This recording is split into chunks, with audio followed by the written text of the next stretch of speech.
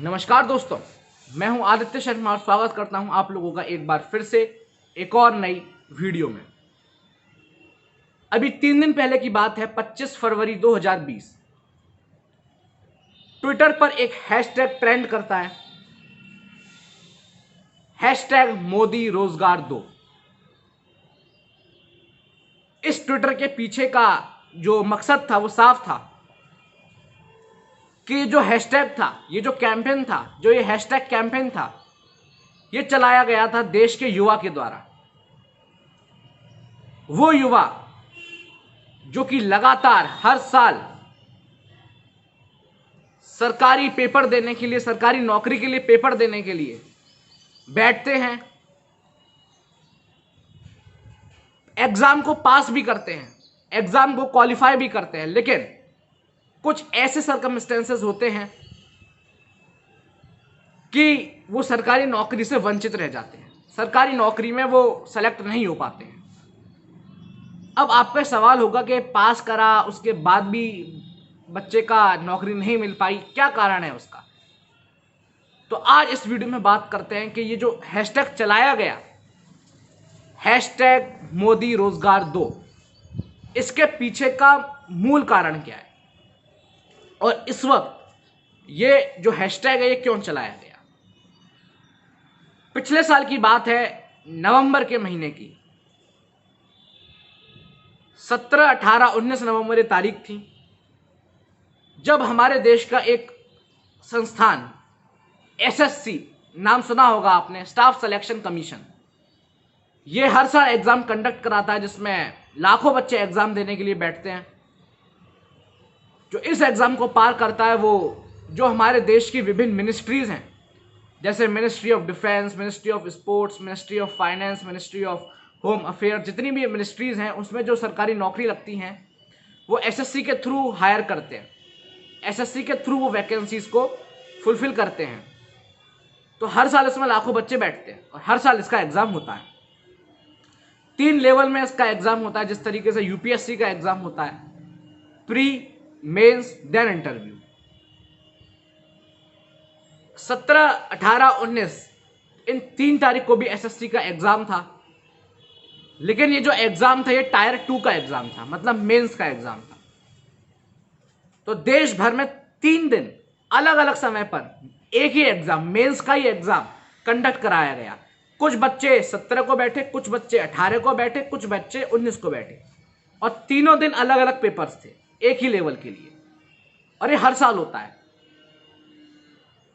अब बच्चों ने एग्जाम दिया, अब रिजल्ट जब घोषित करना था तो एसएससी हर साल एक फॉर्मूला लगाता है रिजल्ट के लिए। वो फॉर्मूला होता है नॉर्मलाइजेशन का फॉर्मूला। अब ये फॉर्मूला लगता क्यों है? ये फॉर्मूला इसलिए लगता है, मतलब इसके पीछे का जो मूल उद्देश्य है वो ये है, एसएससी जो कहता है कि बच्चों में भेदभाव ना हो, इसलिए हमें फॉर्मूला लगाते हैं। अब आपका क्वेश्चन होगा, भेदभाव कैसा? एसएससी बोलता है कि मेंस का ही एग्जाम एक कंडक्ट हुआ 17 को, एक हुआ 18 को, एक हुआ 19 को, तीनों दिन अलग अलग पेपर। तो हो सकता है कि 16 को पेपर इजी हो, 17 को थोड़ा टफ और 18 को बहुत टफ हो जाए। तो इस बार कुछ ऐसा ही था। 16 वाला पेपर और 17 वाला जो पेपर था मेंस का एसएससी का, वो नॉर्मल था, मतलब जिस तरीके का पेपर होना चाहिए उस तरीके का वो पेपर था। लेकिन जो पेपर 18 को था वो पेपर अत्यधिक इजी था, बहुत इजी था। ये सब जो एसएससी के लिए टीचर्स पढ़ाते हैं उनका भी ये कहना था, और जो बच्चे पेपर देते हैं उनका भी ये कहना था। अब नॉर्मलाइजेशन का फिर फॉर्मूला लगाया गया और उसके बाद एसएससी ने अपना रिजल्ट डिक्लेयर करा। लेकिन एक बच्चा था जिसने एग्जाम दिया था 18 नवंबर को, उसने स्कोर करे थे 200 में से 200 नंबर, 200 आउट ऑफ 200। एक सरकारी पेपर में, एक सरकारी नौकरी के पेपर में, एग्जाम में 200 में से 200 नंबर, कितना इंटेलिजेंट बच्चा होगा आप इससे समझ सकते हैं। लेकिन उसका सिलेक्शन नहीं होता है। क्यों? क्योंकि जब एसएससी नॉर्मलाइजेशन का फॉर्मूला लगाता है तो मार्क्स ऊपर नीचे होते हैं। तो ये जो 200 वाला बच्चा था जिसके 200 में से 200 आए थे, वो 200 घट के 90 पहुंच जाते हैं, 90। और जो बच्चा 90 पर था उसको ग्रेड अप होता है, और कट ऑफ था 160, तो वो 161 162 पे पहुंच जाता है और उसका सिलेक्शन हो जाता है।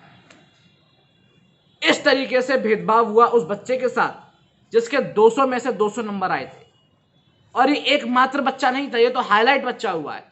हर साल कितने बच्चे ऐसे होते हैं, हजारों, जो कि सिलेक्शन के दावेदार होते हैं, सिलेक्शन के मजबूत कैंडिडेट होते हैं, लेकिन उनका सिलेक्शन नहीं हो पाता है इस सिलेक्शन प्रोसेस की वजह से।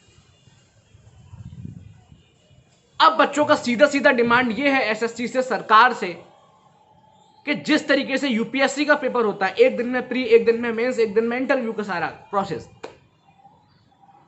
तो एसएससी का ऐसा क्यों नहीं हो सकता? कोई दिक्कत नहीं होनी है इसमें। एक दिन आप प्री कराइए, एक दिन आप मेंस कराइए, एक दिन आप इंटरव्यू कराइए, देश भर में सेंटर्स हैं, कहीं ना कहीं पेपर हो ही जाएगा। लेकिन एसएससी ऐसा क्यों नहीं कर रहा है, उसका अब मैं मुख्य कारण आपको बताता हूं। हर साल हजारों बच्चे अप्लाई करते हैं रीच इवैल्यूएशन के लिए, रीचेकिंग के लिए, जैसा कि बोर्ड्स एग्जाम में होता है। ये 3 बार एग्जाम कंडक्ट हुआ, तो हर बार करीब करीब 5 से 6 क्वेश्चन एसएससी के पेपर में निकलते हैं एवरेज तौर पर, जो कि या तो क्वेश्चन गलत होते हैं या फिर उनके जो आंसर शीट में निकल के आते हैं वो आंसर्स गलत होते हैं। तो बच्चे उसके लिए री इवैल्यूएशन के लिए कि आप इसको देखिए, वो डालते हैं। और अगर एक क्वेश्चन आपको रीचेकिंग के लिए डालना है तो जो एसएससी आपसे फीस वसूलता है वो है 100 रुपये, 100 रुपीज।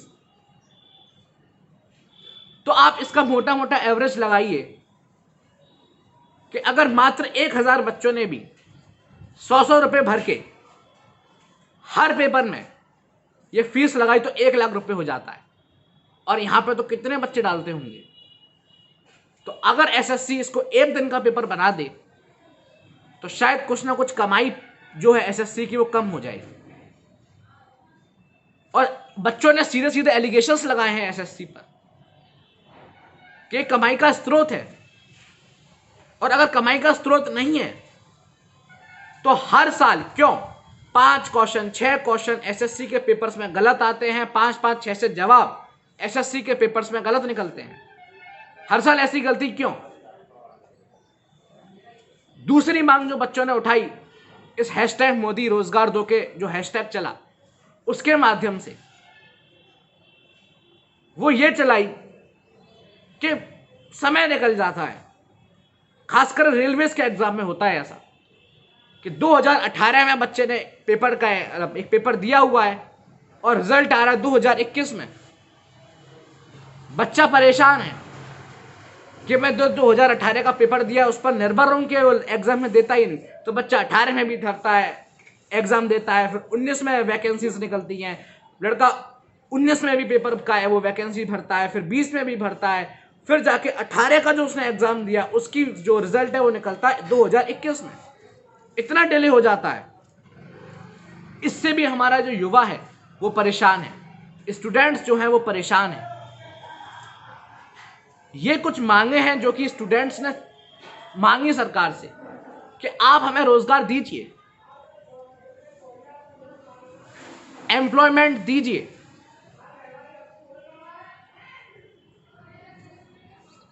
जो इकोनॉमिक्स होती है, इकोनॉमिक्स में एम्प्लॉयमेंट 3 प्रकार का होता है, माफ करिएगा अनएम्प्लॉयमेंट 3 प्रकार का होता है। उसमें से एक होता है ओपन अनएम्प्लॉयमेंट। अभी ओपन अनएम्प्लॉयमेंट क्या है? ओपन अनएम्प्लॉयमेंट वो अनएम्प्लॉयमेंट है जो कि युवा चाहता तो है कि मैं नौकरी करूं, लोग चाहते हैं कि मैं नौकरी करूं, लेकिन वो नौकरी अवेलेबल ही नहीं है उनके पास। और जो 2 अन्य तरीके के अनएम्प्लॉयमेंट है उसमें कुछ ऐसे वर्ग होते हैं जो कि चाहते ही नहीं है नौकरी करना, तो वो भी अनएम्प्लॉयड है। लेकिन हम लोग बात करते हैं थोड़ी सी ओपन अनएम्प्लॉयमेंट के बारे में, मतलब लोग चाह रहे हैं कि हम नौकरी करें लेकिन नौकरी अवेलेबल नहीं है। इसकी स्थिति हर साल बढ़ती जा रही है। देश में हर साल ओपन अनएम्प्लॉयमेंट बढ़ता जा रहा है और मामूली रेट से नहीं, बहुत तेजी के रेट से। हर साल 20-20 हजार, 30-30 हजार, 40-40 हजार बच्चे इसमें ऐड होते जाते हैं। और इस वक्त अगर बात करी जाए तो करीब 40 लाख बच्चे ऐसे हैं, 40 लाख 40 लैक्स, जो कि ओपन अनएम्प्लॉयमेंट की जो श्रेणी है उसमें आते हैं। पढ़ाई कर रखी है लेकिन नौकरी अवेलेबल नहीं है। सोच के देखिए आप लोग, जब एक पढ़ा लिखा बच्चा अपने गरीब जो कि उतने शिक्षित नहीं है उन माँ बाप के पास फोन करता है गांव में कि कुछ पैसे भिजवा दो, और बेहद पढ़ा लिखा, तो उसको कैसा लगता होगा। NCRB national crime record bureau के अनुसार हर साल हजारों बच्चे सुसाइड करते हैं प्रेशर की वजह से, क्योंकि भारत के जो शिक्षा व्यवस्था है वो इतने नीचे जाती जा रही है।